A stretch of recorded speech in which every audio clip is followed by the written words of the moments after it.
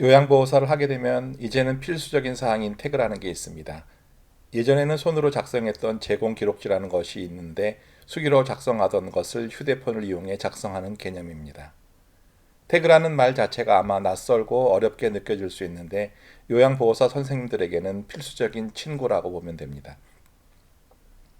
그런데 이 태그하는 게 생각보다 쉽거나 만만치 않다고 느끼는 선생님들이 상당히 많습니다.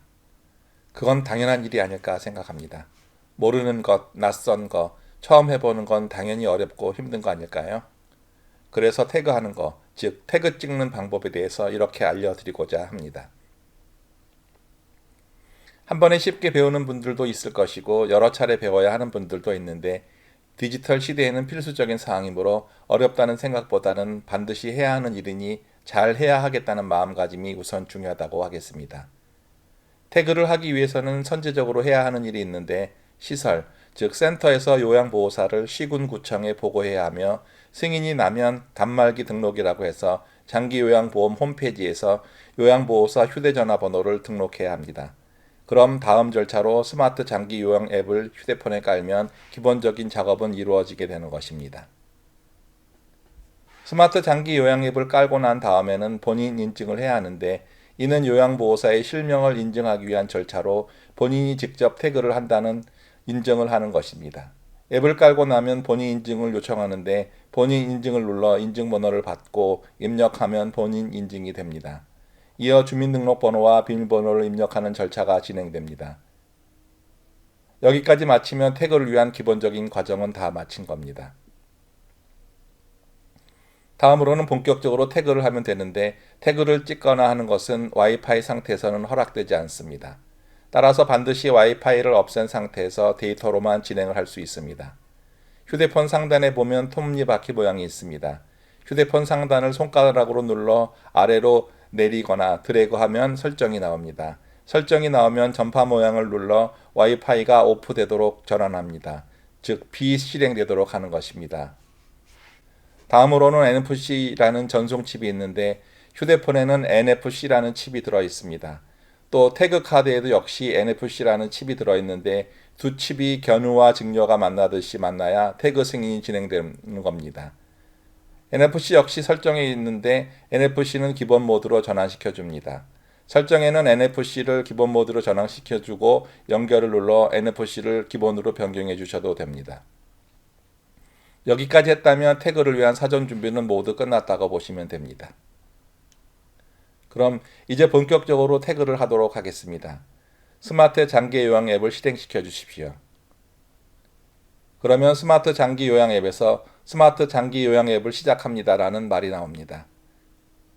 그리고 비밀번호를 입력하는 화면이 나오면서 비밀번호를 입력하라는 말이 나옵니다. 비밀번호를 입력하고 빨간색 로그인 단추나 화면 하단에 파란색 확인 단추를 눌러 로그인을 하시면 됩니다. 비밀번호는 앞서 휴대폰을 인증하면서 설정했던 그 비밀번호를 입력하시면 됩니다. 로그인이 됐다면 휴대폰을 수급자 덱 벽에 부착된 태그의 뒷면을 갖다 대면 됩니다. 이때 휴대폰을 카드와 밀착시키되 NFC 칩의 위치가 어디에 있는지 눈으로 볼 수 없으므로 위아래로 천천히 움직여 태그됐다는 소리가 날 때까지 실행해 주십시오. 태그가 됐다면 방문 요양, 방문 목욕, 방문 간호가 나오는데 제공하고자 하는 서비스 단추를 누르면 됩니다. 일반적으로 요양보호사 선생님들이 하는 업무는 대부분이 방문 요양이므로 여기에서는 방문 요양 단추를 눌러 실행하도록 하겠습니다. 테스트 태그를 사용해 안내를 하는 것과 실제로 태그와는 다소 차이가 있으나 테스트 태그에서는 장기 재가 복귀센터를 눌러서 진행합니다. 수급자 자택의 태그는 이런 화면이 나오지 않고 바로 태그됐다는 화면으로 넘어가게 되니 이 점 참조하시기 바랍니다. 이어 요양보호사 선생님의 이름과 연월 일시가 나타나면 확인 단추를 눌러주시면 됩니다. 시작 태그가 잘 찍혔다 했을 때의 모습입니다. 다른 말로 시작 전송이라고 하는데 시작 전송이 잘 마무리된 모습입니다. 일반적으로 서비스는 3시간, 180분을 진행하게 되는데 3시간이 초과된 후에 다시 시작 태그 때처럼 로그인을 하고 종료 태그를 시작하면 됩니다. 시작 태그와 마찬가지로 스마트 장기 요양 앱을 실행해 주시면 됩니다. 역시 비밀번호를 입력하고 빨간색 로그인이나 아래의 파란색 확인 단추를 눌러 로그인을 진행해 주십시오. 종료 태그는 시작 태그와는 달리 조금 할 일이 많습니다. 즉, 요양보호사 선생님이 제공한 급여 서비스에 대한 사항을 손으로 쓴 것과 같은 내용을 휴대폰에서 진행하게 됩니다. 휴대폰 뒷면을 시작 때처럼 태그에 접촉해 주십시오. 시작 때와 마찬가지로 태그에 접촉해 위아래로 천천히 움직여 주시면 됩니다. 태그마다 또 휴대폰마다 태그의 위치가 다르므로 어느 위치에서 태그가 이루어지는지 기억해 놓으시면 다음에 태그할 때 그 위치에 갖다 대면 바로 태그가 이루어질 수 있습니다. 종료 태그를 시작하면 종료 예정 시간과 경과된 시간 등 연월 일시가 나타나며 종료를 시작할 것인지를 묻습니다. 이때 약속된 제공 시간이 경과했는지 확인 후 확인 단추를 누르시기 바랍니다. 간혹 180분이 되기 전에 종료 태그를 하는 분들도 있는데 이 경우에는 서비스 시간 부족으로 정해진 서비스가 진행되지 않은 결과가 나옵니다. 당황하지 마시고 취소를 하거나 앱을 닫은 후에 정해진 시간이 경과한 후 다시 종료 태그를 실행하시면 되겠습니다. 다음에는 서비스 종료 화면이 나옵니다. 서비스 종료 화면은 다음과 같이 구성됩니다. 휴대폰 왼쪽 상단에는 요양사 선생님 이름, 오른쪽에는 서비스를 제공한 총 시간, 예를 들면 188분, 189분, 그 아래 왼쪽에는 시작 연월일시, 오른쪽에는 종료 연월일시가 나타납니다. 그 밑으로는 서비스 01, 서비스 02, 변화 상태, 특이사항의 메뉴가 나옵니다. 맨 처음에는 서비스 01과 그 하부 내용이 나오는데 기본적인 화면입니다. 각 메뉴별로 서비스 02, 변화 상태, 특이사항을 각각 누르든지 하단 빨간색의 다음 단추를 누르면 순차적으로 메뉴를 이동하게 됩니다. 순서대로 진행하면 서비스 01에서 입력해야 하는 내용이 아래에 나옵니다. 일반적으로 가장 많이 지원하는 서비스 항목은 실체활동 지원의 개인위생, 식사도움, 이동도움입니다. 이를 눌러 빨간색이 되도록 처리합니다. 즉, 활성화시키라는 뜻입니다.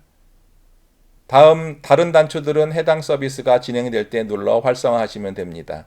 체위 변경의 경우는 1, 2등급 수급자의 경우에 해당하므로 3, 5등급의 어르신 서비스를 진행하신 경우에는 활성화한다면 이해가 어렵겠죠.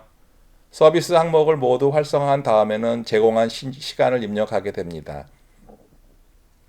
기본적으로 서비스 01의 서비스 시간은 90분으로 입력하시면 됩니다. 조금 더 했다면 100분 정도, 또 110분 넣을 수도 있습니다. 이에 90분 이상의 서비스를 제공하도록 하고 있으며 그 이상의 시간을 넣되 여기서는 90분 시간으로 기존 시간을 입력하겠습니다. 서비스 시간까지 입력했다면 빨간색의 다음 단추를 누르면 됩니다. 이때 화면 상단 오른쪽을 보시면 188분에서 90분을 제외한 98분의 시간이 남는 것을 볼 수 있습니다. 여기서는 남는 시간 확인하는 게 매우 중요하며 초보 요양보호사 선생님의 경우는 이 남은 시간을 이해하지 못하거나 보지 못해 종료 태그를 매우 어렵게 생각하는 경우가 종종 있습니다. 다음을 누른 다음에는 서비스 02로 화면이 전환되는 것을 볼 수 있습니다. 여기에서는 정서지원에 30분 정도를 입력하시면 됩니다. 상황에 따라 정서지원은 최대 60분까지 서비스를 제공할 수 있습니다. 다음으로는 가사 및 일상생활 지원을 활성화시키고 시간을 입력하면 되는데 휴대폰 상단 오른쪽에 남은 시간을 모두 입력하시면 됩니다. 그러면 휴대폰 상단에 남은 시간이 0분이라고 나오게 됩니다. 여기서 주의해야 하는 것은 반드시 남은 시간이 0분이 되도록 입력해야 한다는 것입니다. 그렇지 않으면 요양보호사 선생님들이 종료 태그를 하려고 해도 종료가 되지 않고 반복해서 시간이 남았다고 나옵니다.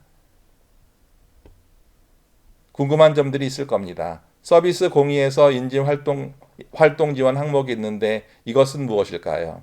이는 5등급 어르신의 경우에 해당합니다. 1에서 4등급 어르신의 경우는 이 항목에 시간을 입력하지 않고 서비스도 제공하지 않습니다. 일반적으로 5등급의 경우는 180분 기준 인지자극 활동에 60분, 일상생활 함께하기에 나머지 시간을 입력하는데 많은 요양사 선생님들이 서비스 공일에서 입력해야 하는 시간을 이곳 일상생활 함께하기에 시간을 입력하는 오류를 범하고 있으니 참조하시기 바랍니다. 또 개인활동 지원은 병원, 산책, 지역사회 연계, 주민센터, 은행 등의 업무를 지원하는 경우에 시간을 입력하는데 이는 잘못된 입력이니 착오 없으시기 바랍니다. 서비스 공유까지 마무리하면 변화 상태 메뉴로 이동됩니다. 여기는 수급자의 신체 기능과 식사 기능, 인지 기능 상태가 어떻게 변화하고 있는지를 알려주는 내용을 입력하는 곳입니다. 그날의 신체 기능이 호전됐는지 유지하고 있는지 악화됐는지를 기록하는 란입니다. 간혹 대소변을 실수하는 경우에는 그 횟수를 입력해 수급자의 상태를 파악할 수 있도록 돕습니다. 입력을 다 했으면 빨간색의 다음 단추를 누릅니다. 특이사항 메뉴로 이동합니다. 이곳에는 수급자의 상태 중에서 일상적이지 않은 내용을 입력합니다. 식사를 잘 못해 맛있는 음식을 제공했다든가, 넘어져 다쳤는데 몸이 아파 약을 사다 드렸다든가, 심리적으로 어려움을 겪었다든가, 그래서 정서적인 안정을 돕기 위해서 대화를 많이 했다든가, 다쳐서 병원에 입원한 경우, 수급자의 상태가 악화돼 4시간 이상 장시간 근무를 하게 되는 경우 등 내용을 기입해 수급자의 변화를 기록하는 곳이 되겠습니다. 특이사항이 없다면 빈칸으로 놔두면 됩니다. 모두 마무리했다면 빨간색의 작성 완료 단추를 누르면 됩니다. 이어 요양용원의 서명에 요양사의 이름을 입력하고 확인 단추를 이어 수급자의 이름을 쓰고 확인 단추를 누르면 마지막 화면인 알림 화면이 뜹니다. 그날 시작 시간과 종료 시간, 총 근무한 시간이 나옵니다. 이상이 없다면 마지막 확인 단추를 누르면 종료된다는 소리와 함께 스마트 장기 요양 앱이 비활성화되며 닫힙니다. 이렇게 요양보호사 선생님이 태그하는 방법을 알아봤습니다. 한 번에 잘하는 선생님들도 있지만 그렇지 못한 분들도 있습니다. 한 번에 안 돼도 걱정하지 않아도 됩니다. 익숙해질 때까지 본 영상을 보면서 태그를 시작하고 종료한다면 몇 차례 후에는 잘 태그하고 마무리할 수 있을 거라고 생각합니다. 요양보호사 선생님들의 서비스를 응원합니다. 건강하고 행복한 서비스를 제공하시기 바랍니다. 고맙습니다.